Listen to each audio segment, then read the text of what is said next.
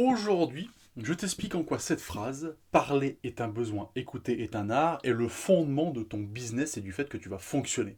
Parce que du coup, je vois trop de coachs qui n'écoutent pas leurs clients. Et le fait d'écouter tes clients va te permettre de closer tes clients, c'est-à-dire si tu as un rendez-vous avec eux, de les valider, et va te permettre de les garder dans le temps après. Le plus important, si tu sais écouter, tu seras un bon coach. Et finalement, c'est peut-être le plus important. Bonjour, je m'appelle Anthony Chaves, je suis coach sportif, fondateur de la franchise Perform Coach, du coup qui permet aux coachs de les accompagner pour garder leurs clients, trouver des clients, bref, faire tourner leur business. Alors aujourd'hui, je te parle effectivement de cette phrase magnifique, écouter est un art. Bah oui, parce que écouter, c'est pas si simple que ça. Je vois beaucoup trop de jeunes coachs qui pensent que le métier de coach sportif, c'est faire des burpees aux gens. Voilà, on va faire des burpees, on les fatigue, on les rend complètement crevés, et du coup, ils sont contents, ils sortent de la séance, ils ont bossé, ils vont prendre du muscle, ils vont perdre de la graisse, etc. Voilà. Oui, alors effectivement, ça fait partie de notre métier. Maintenant, il y a derrière ça, il y a une planification, une organisation, ça dépend des gens, ça dépend de ce qu'ils veulent, ça dépend de leur morphologie. Bref, ça, tu le sais. Maintenant, il y a une chose qui est hyper importante, c'est savoir écouter tes clients. Est-ce que toi, tu parles souvent avec tes clients? Est-ce que tu connais bien?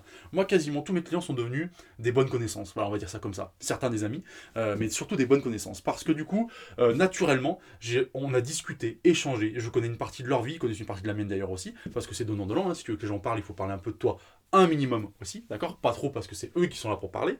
Et du coup, tu dois les écouter. Alors, je vais te séparer en deux dans cette vidéo. Je vais te parler une partie de comment faire pour écouter les gens quand tu veux closer un rendez-vous, et la deuxième partie, c'est comment faire pour écouter les gens quand tu veux garder les gens comme clients.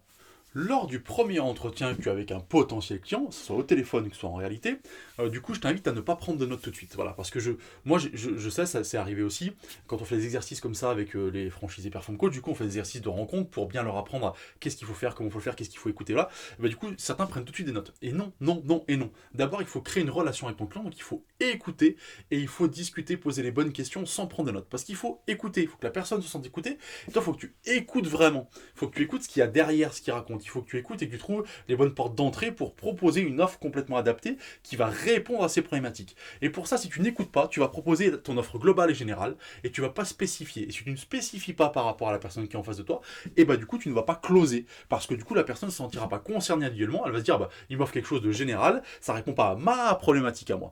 Ce que tu dois répondre, c'est à la problématique de la personne. Et très souvent, ces problématiques-là, la personne, quand elle arrive, elle ne sait pas la vraie problématique qu'elle a. Et c'est à celle-ci que tu dois répondre. C'est pour ça que c'est pas si simple que ça de closer un rendez-vous client. Ça, c'était la première étape. Pourquoi écouter est un art. La seconde partie, c'est une fois que tu as tes clients, il a signé, ok, il est client avec toi. Mais du coup, ça s'arrête pas là. C'est-à-dire que moi, je t'invite notamment, j'avais fait une vidéo là-dessus aussi.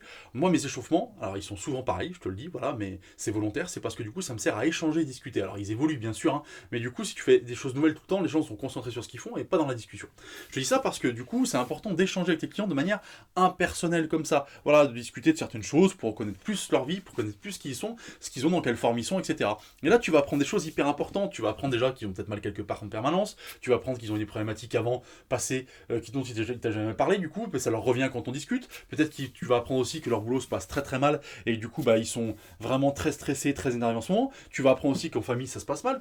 Tu vas peut-être apprendre aussi que tout va bien. Et ça, c'est une bonne nouvelle aussi parce que ça veut dire que tu peux lâcher les chevaux complètement. Bref, tu vas apprendre plein de choses hyper intéressantes et tu vas pouvoir creuser dans ces informations-là. Le plus important, c'est écouter, sélectionner un point, creuser, écouter à nouveau. Voilà. Et là, tu vas pouvoir créer une relation de confiance avec ces gens-là et répondre à leurs besoins fondamentaux et profonds. Et là, tu auras gagné quelque chose. Et là, c'est comme ça que tu vas pouvoir vraiment fidéliser tes clients sur le long terme. C'est tellement important. Beaucoup de personnes et beaucoup de coachs que je rencontre ne comprennent pas ça et n'ont pas cette importance en tête. Et c'est tellement ça qui va faire la différence. Tu peux faire un bon programme, tu peux faire un programme magnifique, génial, extraordinaire. C'est bien. Mais si la personne ne se sent pas concernée et impliquée par toi et dans la relation qu'elle a avec toi, tu n'es plus coach sportif, tu n'es plus coach sportif individuel, tu ne sers donc à rien. Voilà, j'exagère un petit peu, mais bon, tu sens que ça me tient à cœur, donc ça m'énerve, donc je te le dis comme je le pense. Voilà. Écoute, en tout cas, si cette intervention t'a plu, tu cliques en dessous, tu as un lien, tu as la newsletter, et tous les jours tu reçois des vidéos comme ça qui te parlent de la vie du coach, comment agir au quotidien, et surtout avec plein d'autres surprises et plein d'autres choses que je ne livre pas sur les réseaux sociaux. Je te souhaite une bonne journée, je te dis à bientôt.